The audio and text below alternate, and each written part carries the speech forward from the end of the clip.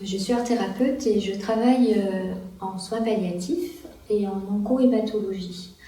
Dans ce cadre-là, j'accompagne bien sûr les patients qui sont malades, qui ont des cancers ou d'autres maladies incurables. Mais on accompagne aussi, bien sûr, et pas toute seule, puisqu'on travaille en équipe, avec toute l'équipe, on accompagne les familles. Ce que je peux faire, c'est vous raconter ce que j'ai pu vivre en atelier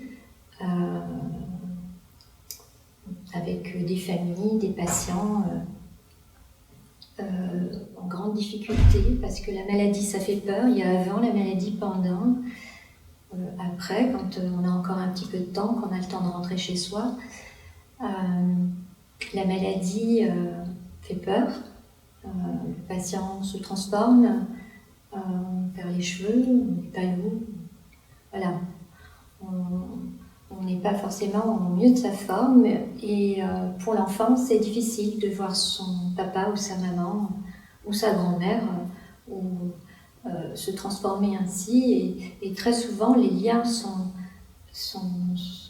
difficiles à préserver. Il y a même parfois carrément une distance qui se met en place malheureusement entre la maman par exemple et les enfants. Dans ce cadre-là, en réunion de synthèse, on avait pu remarquer avec les soignants, pour le cas d'une maman justement, que ça ne se passait pas forcément très bien et que c'était très difficile à vivre et pour les enfants et pour la maman. Donc la maman venait régulièrement à l'atelier. Et dans ce cadre-là, j'avais proposé aux enfants qui étaient là un jour de venir aussi à l'atelier avec leur maman. Alors la maman était en train de faire un travail, donc elle est venue s'installer, continuer sa peinture, son dessin. Et les enfants, donc il y avait la grande sœur, 18 ans, et puis le petit frère, 11 ans, qui se sont installés à l'opposé, donc de l'autre côté de la table, en cachant même un petit peu, essayant de cacher ce qu'ils étaient en train de faire, parce qu'ils avaient visiblement en tout cas l'intention de faire un cadeau à leur maman. La séance se passe, voilà, chacun dans son petit coin, en train de faire son activité. Et puis à la fin de la séance, donc la grande sœur qui avait pris un petit peu son petit frère sous son aile, ils s'approchent tous les deux de la maman, et puis il lui offre, le petit garçon offre le dessin à la maman, et il avait fait un grand cœur avec plein de couleurs, enfin c'était très gai, et puis il avait écrit « Maman, on t'aime ».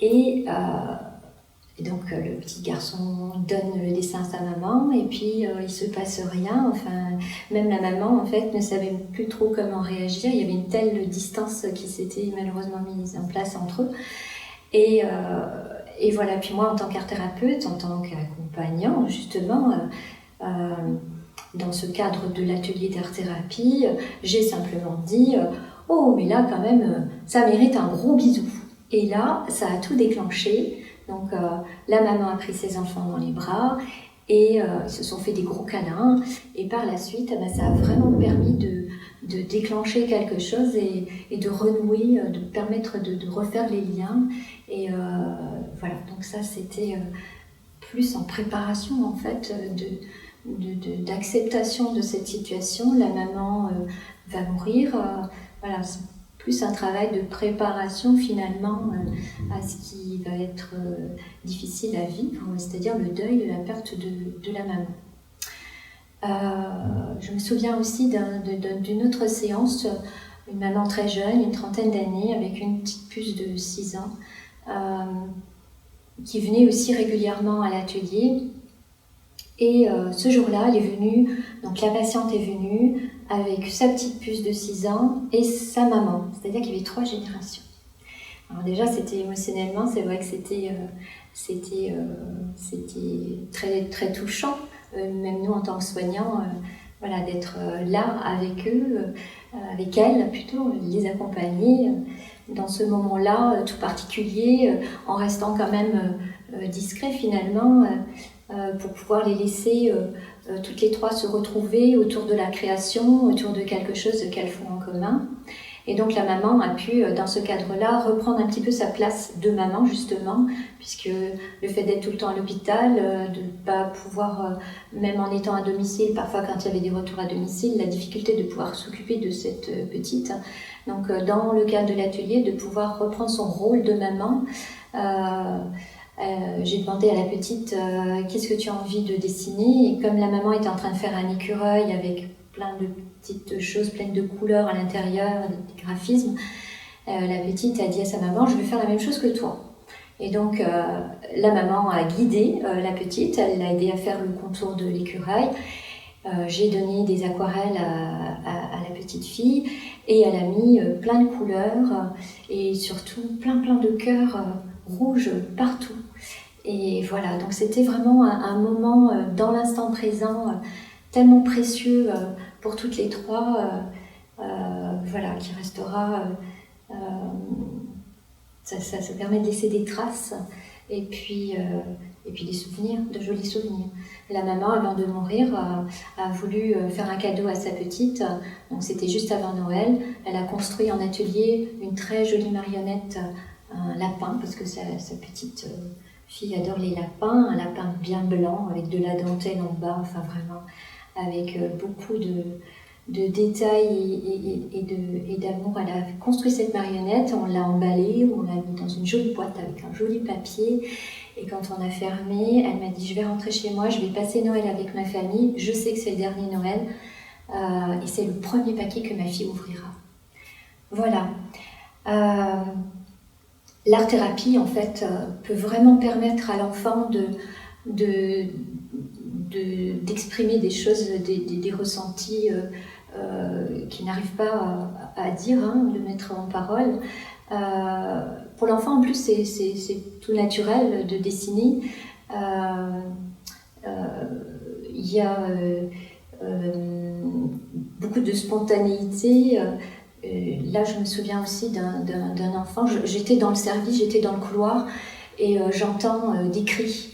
Donc je vais voir, et puis c'était une maman qui était avec son fils qui avait une dizaine d'années et qui pleurait, mais tout ce qu'il pouvait, avec même de la colère. Il venait de voir sa grand-mère qu'il n'avait pas vue depuis longtemps. On lui avait pas, peut-être pas suffisamment, je ne sais pas. Toujours est-il qu'il était sous le choc, vraiment sous le choc. Il n'avait pas vu sa grand-mère et de la voir dans cet état-là, pour lui, c'était insurmontable, c'était inacceptable. Et donc il pleurait. Je suis allée vers eux. La maman était démunie puisqu'elle allait perdre sa maman. Et je lui ai proposé de rester avec l'enfant, de faire voilà, une petite activité avec lui, de faire en sorte que les choses se calment un petit peu. Donc effectivement, on s'est installé, il a séché ses larmes, on a parlé tous les deux, il a dit combien il aime sa grand-mère. Et là, je lui ai proposé, je lui ai dit, si tu veux, tu pourrais faire un dessin pour ta grand-mère. Donc il a fait un joli dessin, là aussi rempli de couleurs, avec plein de symboles, plein de petites choses.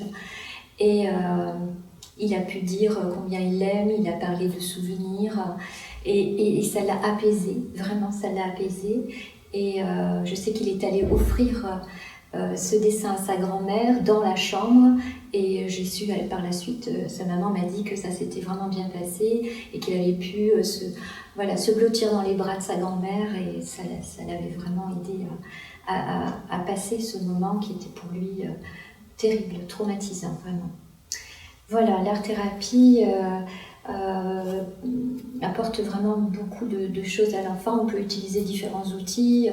Pour les tout petits, où on est dans la magie, dans l'imaginaire, on peut travailler aussi, il y a le dessin bien sûr, mais la marionnette qui est un outil merveilleux parce que l'enfant peut construire la marionnette, lui donner une identité, apprendre à jouer, et jouer c'est tout naturel pour l'enfant. C'est faire dire, la marionnette on peut lui faire dire ce qu'on veut en fait, c'est la liberté totale, et ça permet justement d'exprimer, de dire des choses qui viennent là de l'intérieur, parce que la marionnette c'est une partie de nous, même si on est à distance, mais et pour l'enfant c'est assez facile finalement de jouer et puis de raconter des histoires, et il le fait tout naturellement aussi chez lui quand il joue avec ses poupées, etc., les objets auxquels il donne des rôles, etc. Donc la marionnette, oui, la marionnette c'est vraiment un outil merveilleux. Pour les adolescents, peut-être qu'on travaillera plus la musique, en écoutant de la musique ou des chansons, l'écriture, etc. Toujours le dessin, la peinture, bien sûr. Voilà. Après, il s'agit vraiment d'adapter complètement la prise en soin, d'accompagner en laissant à l'enfant toute la liberté qu'il trouve lui-même ses outils privilégiés d'expression, que ce soit le dessin ou la marionnette ou autre chose, et qu'il se sente libre de dire ce qu'il a à l'intérieur, ce qui ne va pas, et de manière très symbolique aussi souvent, de pouvoir se libérer un petit peu de tous ces sentiments-là qui le bouleversent, qui l'empêchent d'être joyeux.